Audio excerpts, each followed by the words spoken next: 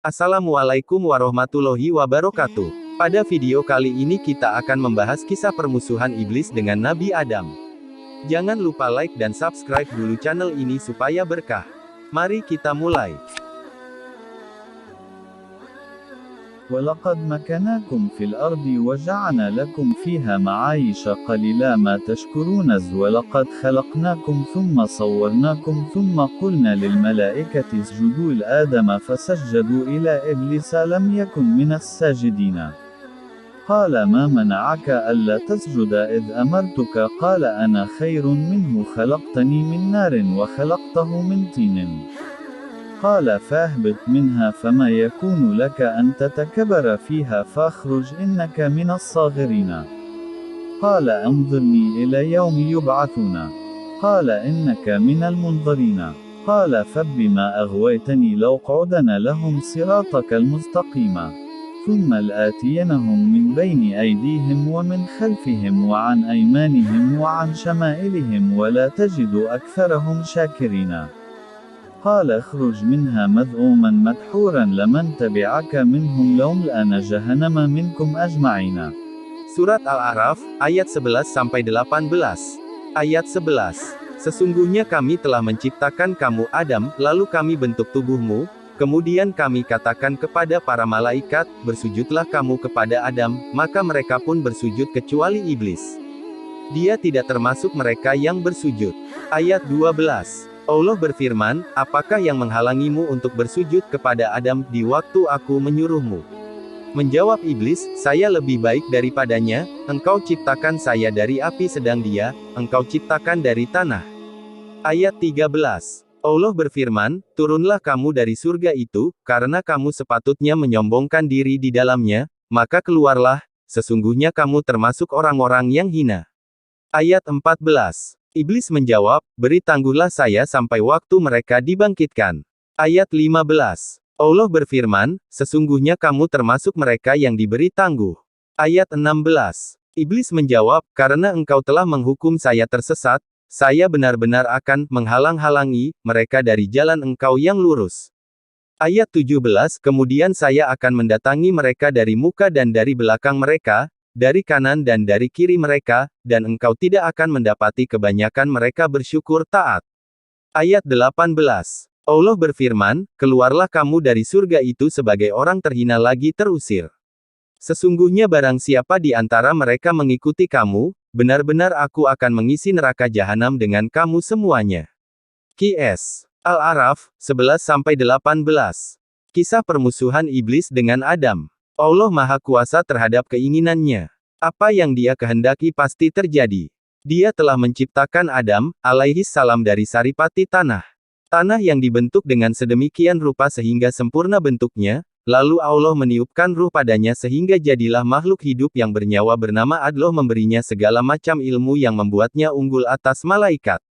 Maka Allah memerintahkan para malaikat penduduk langit untuk bersujud kepadanya.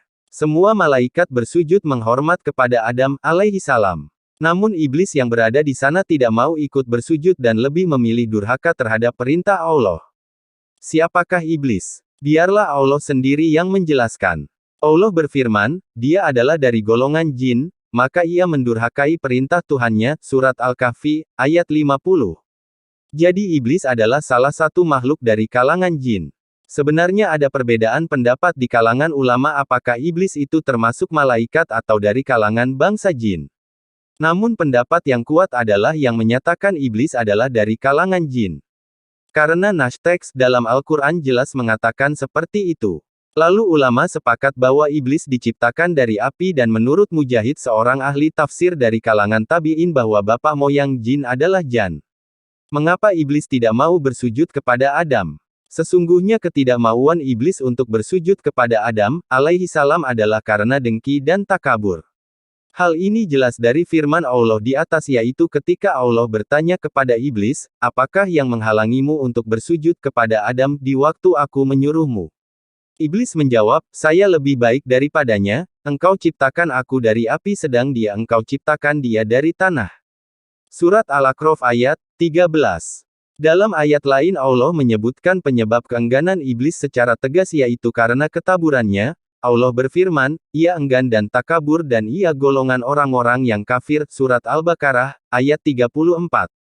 Dalam dua ayat di atas jelas bahwa iblis tidak mau bersujud lantaran merasa sombong alias takabur dan dia lebih memilih menjadi orang kafir daripada menjadi orang beriman yang samina wa atona kepada perintah Allah. Dari sinilah akhlak buruk mulai menjelma dalam bentuk pembangkangan kepada Allah Ta'ala, kesombongan yang membuat antipati untuk mengakui kelebihan orang lain, bangga dengan dosa dan menutup diri dari pemahaman. Allah murka kepada iblis dan Allah pun mengusirnya serta melaknatnya, turunlah kamu dari surga itu, tidak sepatutnya kamu menyombongkan diri di dalamnya, maka keluarlah. Sesungguhnya kamu termasuk orang-orang yang hina. Dalam ayat yang lain dikatakan pula kepadanya, sesungguhnya mulai sekarang kamu terlaknat sampai hari kiamat. Atau kalau dalam bahasa kita, iblis. Mulai detik ini pergi kau dari sini, kamu, saya laknat sampai hari kiamat.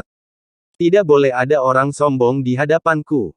Penolakan iblis untuk bersujud kepada Adam, alaihissalam terjadi karena sesuatu yang dikehendaki oleh Allah yaitu agar Adam dan istrinya kelak turun dari surga ke bumi untuk menjadi khalifah Allah yang memakmurkan bumi, dan agar iblis beserta keturunannya menjadi sarana penyesat manusia.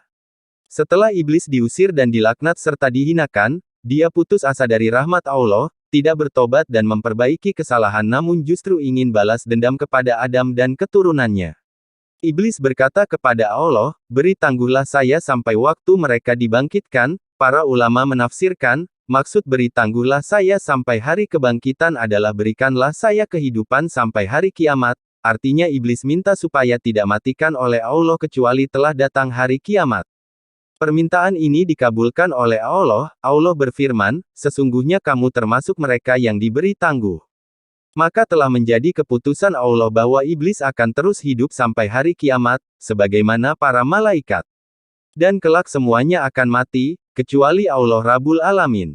Ibnul Jauzi berkata dalam kitabnya Adul Masir, sebenarnya iblis minta supaya menjadi makhluk terbebas dari kematian dan menjadi orang yang abadi namun Allah tidak mengabulkan semuanya Allah hanya mengabulkan dia bisa terus hidup sampai hari yang dimaklumi yaitu hari kiamat.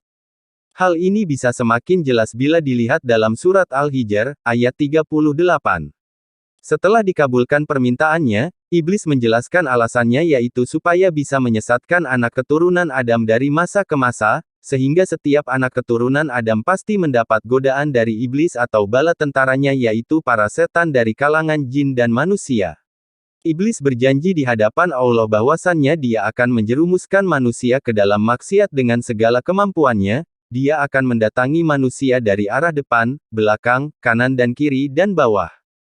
Semua usaha penyesatan akan iblis lakukan supaya anak keturunan Adam tidak bersyukur kepada Allah, jauh dari salat, tidak suka mengingat Allah, terjerumus ke dalam kesyirikan dan menjadi temannya di neraka jahanam. Namun iblis mengakui sendiri bahwa ia tidak akan mampu mengalahkan hamba Allah yang ikhlas, hamba-hamba yang yakin dan tawakal kepada Allah Subhanahu wa Ta'ala. Pelajaran dalam kisah permusuhan iblis dengan Adam. 1. Iblis adalah dari kalangan jin bukan kalangan malaikat, inilah pendapat yang paling kuat karena didukung oleh nas Al-Quran. 2. Orang orientalis mengatakan iblis adalah hamba Allah yang paling bertakwa karena tidak mau sujud kepada makhluk, sehingga kita perlu mengikuti jejak iblis. Perkataan seperti ini adalah batil karena sujud di sini adalah sujud penghormatan bukan sujud penyembahan dan iblis menolak sujud penghormatan kepada Adam bukanlah karena keimanan namun karena ketakaburan kesombongan. 3. Takabur adalah pangkal segala macam dosa. Dengan takabur orang akan terhalangi untuk menerima kebenaran. Rasulullah bersabda yang namanya takabur adalah batrul haq wa gomtunas, menolak kebenaran karena gengsi atau yang lainnya, dan meremehkan manusia. Hadis riwayat Muslim. Dan yang lebih menakutkan lagi adalah ancaman Nabi, beliau bersabda, tidak akan masuk surga orang yang hatinya terdapat satu biji sawi ketakaburan, hadis riwayat Muslim. 4. Iblis tidak akan mampu mengalahkan orang-orang yang ikhlas, yang yakin dan tawakal kepada Allah. 5. Iblis beserta para setan akan mudah menguasai orang-orang yang menyembahnya, berbuat syirik orang-orang mengikuti jalan sesatnya.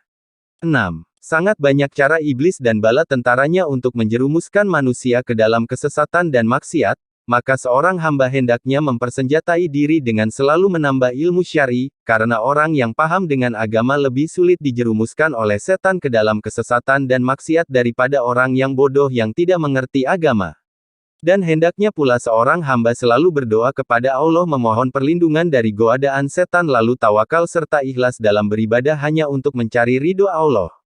Untuk mendukung channel ini jangan lupa like dan subscribe-nya, terima kasih.